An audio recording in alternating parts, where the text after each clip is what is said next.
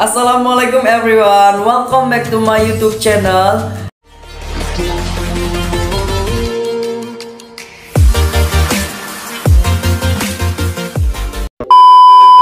Guys, ketemu lagi bersama aku, tapi kali ini aku bakal ngebahas video yang berbeda dari video-video yang ada di sebelumnya. Kalau di sebelumnya itu aku ngebahas tentang SNMPTN, tentang lulus biokimia, tentang kuliah di IPB. Nah, kali ini aku ingin ngebahas tentang suka duka menjadi anak kos, guys. Oke, mungkin banyak banget nih juga yang bertanya-tanya, gimana sih rasanya menjadi anak kos, gimana hidup di perantauan di kampung orang gitu ya.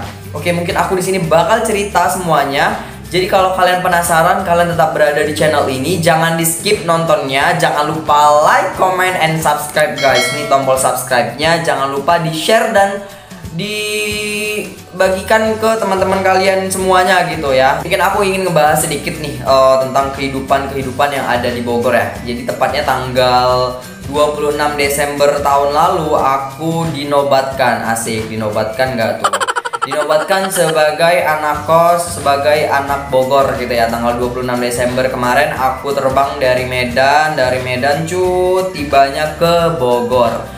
Jadi di sini aku ngekos, di sini aku jauh dari orang tua, tidak punya siapa-siapa, guys. Aduh, sedih banget ya. Tapi jangan khawatir. Ketika kita memiliki niat baik, pasti ada orang yang baik juga yang ada di sekeliling kita gitu. Jadi jangan berhenti untuk menjadi orang baik, guys. Asik. Oke, mungkin aku cerita sedikit nih mengenai kehidupan aku ketika aku menjadi anak kos. Gimana sih udah 3 bulan, apa sih yang aku rasakan gitu ya. Mungkin kalian bertanya-tanya dan banyak juga nih yang nanya, gimana nih hidup di Bogor, gimana nih jauh dari orang tua gini, apa sih kesulitannya, gimana biaya hidup. Nah, biaya hidup ini banyak banget dipertanyakan ya gitu. Oke, di sini aku ingin menjelaskan semuanya. Oke, mungkin yang pertama aku ingin ngebahas secara kehidupan ataupun pola hidup setiap hari gitu ya. Dari bangun tidur sampai tidur lagi gitu. Nah, oke, jadi pagi itu aku pertama kali nih yang aku rasakan ketika aku di Bogor itu bener-bener vibes-nya beda banget, guys, ketika aku di Medan. Jadi ternyata di sini tuh lingkungannya lingkungan yang sehat, dimana orang-orangnya pada rajin-rajin ke masjid, pada gini. Aku tuh pernah melihat pertama kali aku di Bogor itu tuh bener-bener yang masjidnya itu aktif banget. Jadi ketika sebelum azan itu ada sholawatan bareng, dan setelah sholat itu ada sholawatan bareng. Jadi kayak aku ngerasa nyaman dan kayak ngerasa tenang gitu di lingkungan yang di sekeliling aku gitu. Dan orangnya juga ramah-ramah banget.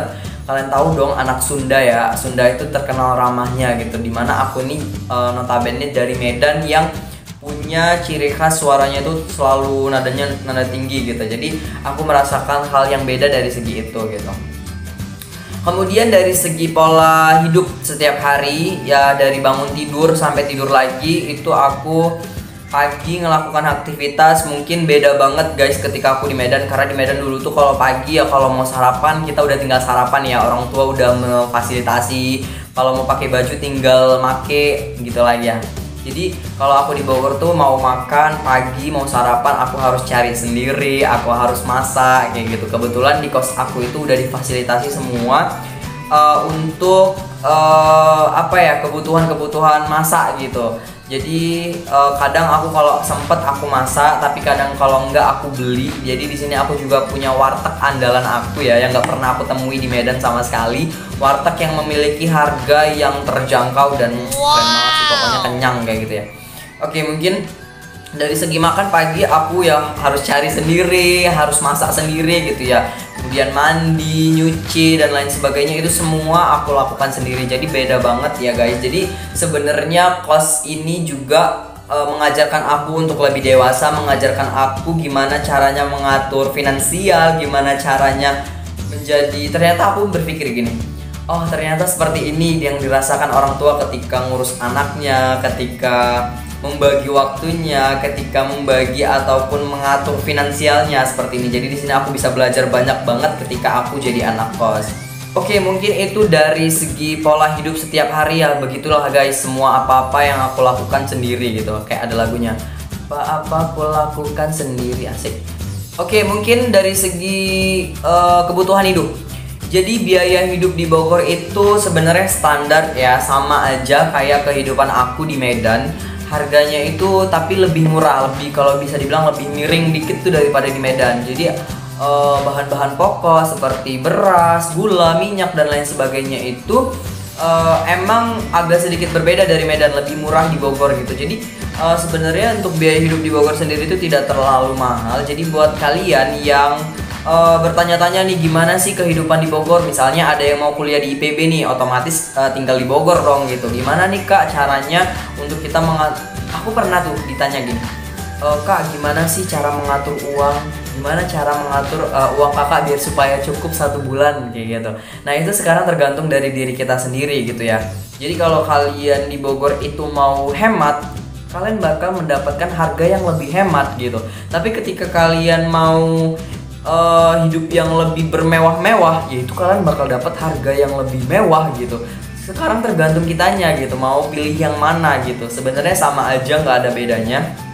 Tinggal lagi kalau menurut aku emang lebih murahan di Bogor daripada di Medan gitu ya. Oke, kemudian itu dari segi kebutuhan, pokoknya pandai-pandai kalian lah mengatur finansial kalian secukup mungkin, semaksimal mungkin gitu. Kemudian dari segi pertemanan aku di Bogor alhamdulillah memiliki lingkungan yang sehat, teman-temannya baik, saling survive, saling ngebantu, saling memberi support gitu. Jadi kayak saling membantu lah ke jatuhnya tuh kayak ya misalnya gini, lu kalau misalnya ada apa-apa kabarin gua aja gitu ya. Asik gayanya anak Medan sekarang ngomongnya lu gua. Nah itu relate banget guys yang aku rasakan. Mungkin ada juga sedikit perbedaan nih dari bahasa aku yang dulu di Medan aku kau gitu, tapi sekarang tuh di Bogor malahnya lu gua gitu.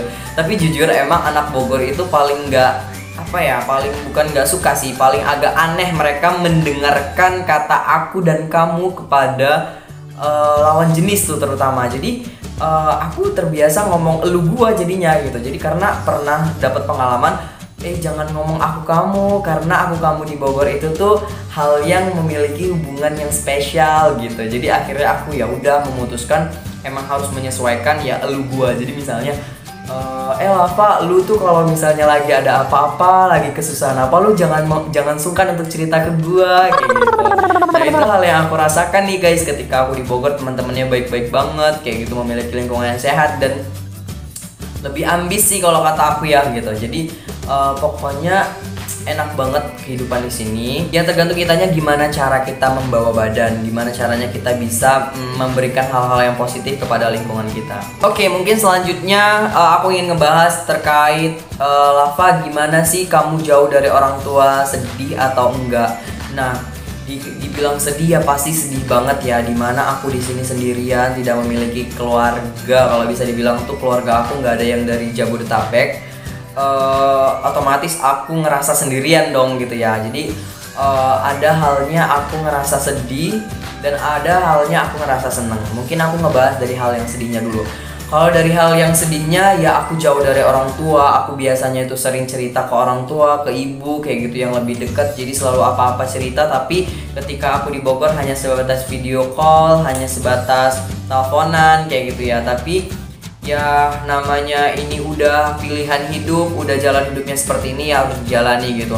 Kalau untuk rindunya rindu banget, kalau untuk sedihnya sedih banget. Jauh dari orang tua itu apalagi ya yang aku ceritakan tadi, semua apa-apa harus dilakuin sendiri. Jadi kayak ngerasa berat tapi ya harus dijalani kayak gitu. Itu sedihnya banget sih, terasa banget gitu ya. Aku harus jalan cari makan, aku harus memenuhi apa yang keperluan hidup aku setiap hari kayak gitu.